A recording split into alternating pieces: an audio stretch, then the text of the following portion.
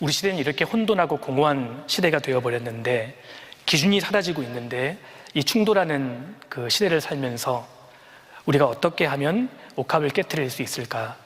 이걸 좀 남은 시간 짤막하게 생각해 보고자 합니다. 이 혼란한 시대, 혼돈하고 공허해버린 이 시대에 우리가 어떻게 하면 옥합을 깨트리면서 살 수 있을까요? 비결은 간단합니다. 생각해 보십시오. 왜 지금 우리가 살고 있는 이 세상이 이렇게 혼돈하고 공허해져 버렸습니까?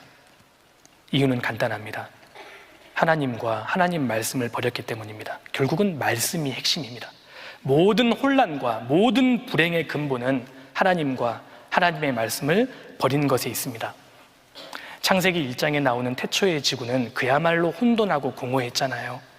그런데 그 혼돈하고 공허했던 지구를 완벽하게 바꾼 것은 하나님이 가라사대 말씀이었습니다.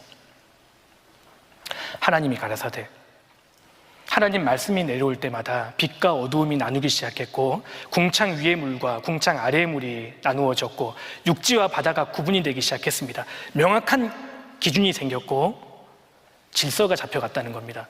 그리고 모든 좋은 생명들로 지구상에 가득 채워지게 됐습니다. 결국 말씀이 답입니다.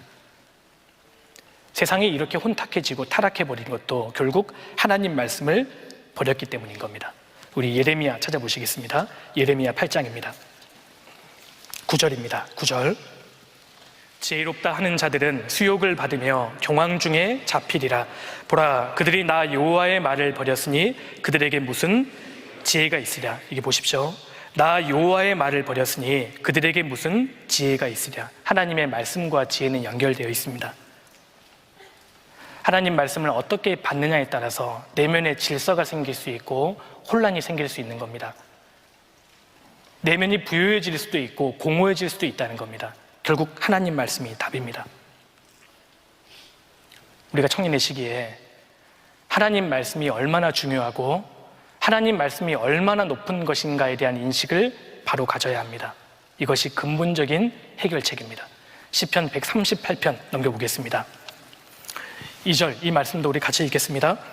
내가 주의 성전을 향하여 경배하며 주의 인자하심과 성실하심을 인하여 주의 이름에 감사하오리니 이는 주께서 주의 말씀을 주의 모든 이름 위에 높게 하셨습니다. 주님의 말씀을 주님의 모든 이름 위에 높게 하셨습니다. 주님의 이름은 주님 자신을 대변하지 않습니까? 사실 주님의 이름보다 높은 것은 없습니다. 그런데 하나님께서 그 하나님의 이름보다 더 높이신 것이 딱 하나 있습니다. 주님의 말씀입니다. 그래서 모든 것보다 높은 것이 도대체 무엇이냐? 주님의 말씀인 겁니다. 그래서 우리가 이 시기에 하나님 말씀이 얼마나 높은 것인가에 대한 인식을 분명히 해야 합니다.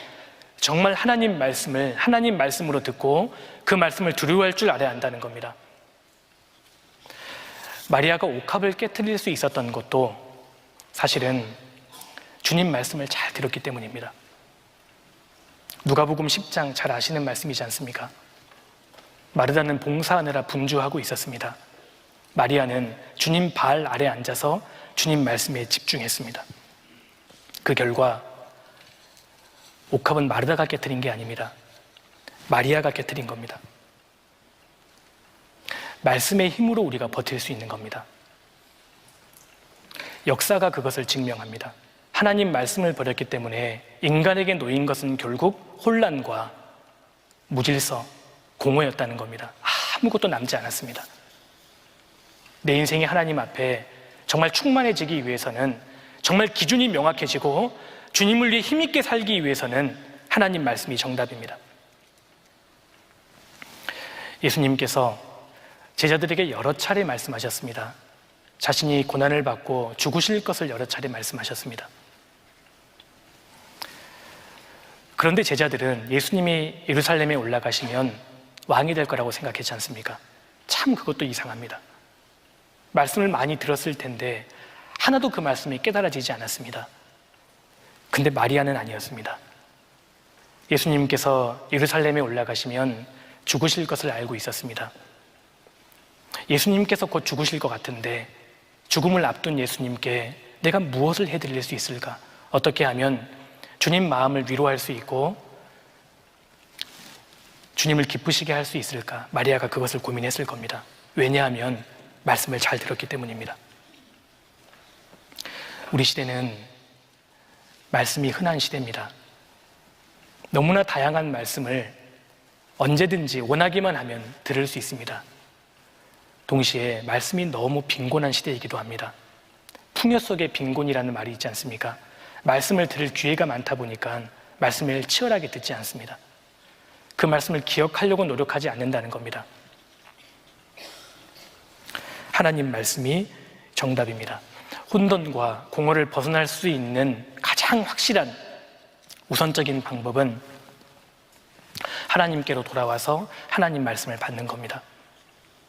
하나님 말씀을 주의 깊게 들으면 얻을 수 있는 정말 뛰어난 축복 한 가지가 있습니다. 하나님에 대해서 바로 알게 되고 하나님을 사랑하게 된다는 겁니다. 마리아가 주님께 왜 옥합을 깨뜨렸을까요? 옥합을 깨뜨린 동기도 사랑이었습니다. 가장 값진 것을 아까운 줄도 모르고 내어주는 때가 있습니다. 그때가 언제지요? 한마디로 사랑할 때입니다. 마리아 배후에는 사랑이 있었습니다.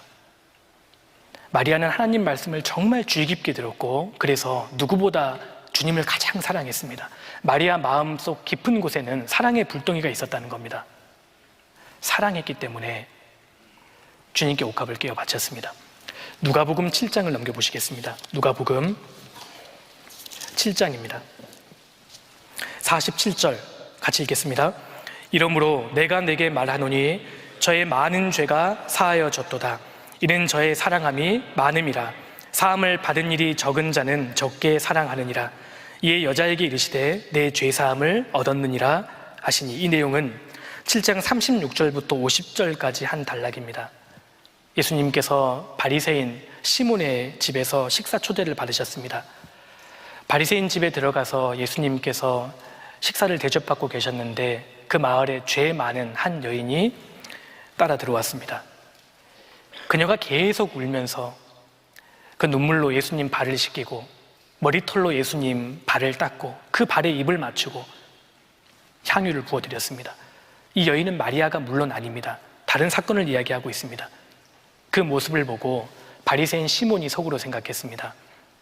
저자가 진짜 선지자라면 이 여자가 진짜 죄 많은 사실을 알고 있을 텐데 저걸 모르고 있나 보다, 그렇게 속으로 생각하고 있었습니다. 그때 예수님께서 그 마음을 아시고 말씀하시죠. 시몬, 너 내가 집에 들어올 때 너는 발 씻을 물도 내게 주지 않았다. 그런데 이 여인은 눈물로 내 발을 씻기고 머리털로 그 발을 닦아줬다. 너는 내가 집에 들어올 때 입 맞추지도 않았는데 이 여인은 내 발에 입을 맞췄다. 너는 내게 감람유도 붓지 않았는데 이 여인은 향유를 부었다.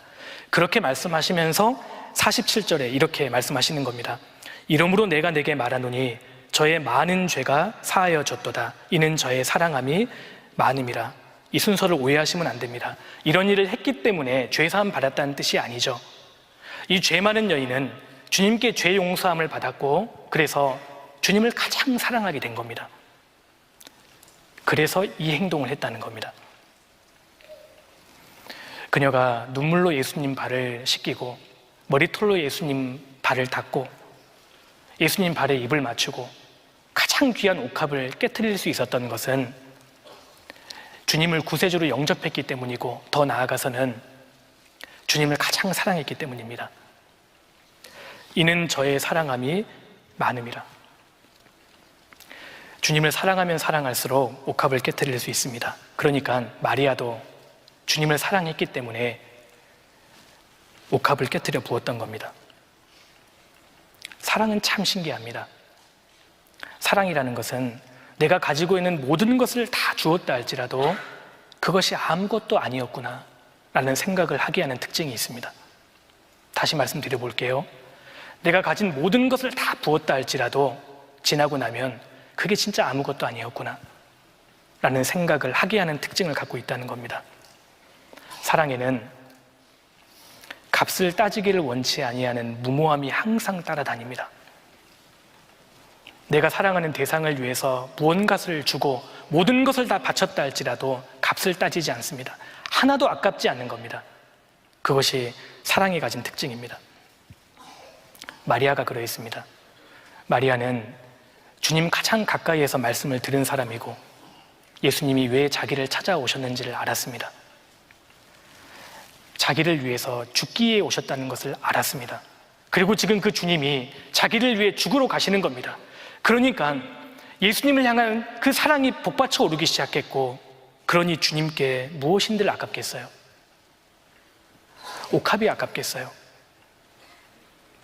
주님 말씀이 자기 마음속에 들어왔고 주님을 가장 사랑했기 때문에 뭐가 아깝겠습니까? 우리 시대에 문제가 있어요. 우리 시대에 문제가 있어요. 구원받은 그리스도인들에게 이런 사랑이 없다는 겁니다. 주님을 향한 사랑이 없어요. 그래서 조그마한 것도 크게 보이고 적은 것도 많게 보이고 아무것도 아닌 것도 대단하게 여겨지는 겁니다. 아까운 거죠. 주님을 사랑하지 않는 겁니다. 우리에게 문제가 있습니다. 주님이 나를 사랑하셔서 이 땅에 오셨고 나를 위해 죽으시는 것이 분명한 사실이라면, 그걸 내가 참으로 믿는다면, 그분은 나의 모든 것이요 나의 전부라고 참으로 생각한다면 아까운 것이 있을 수 없고 낭비라고 생각되는 것이 있을 수 없는 겁니다. 그렇지 않겠습니까?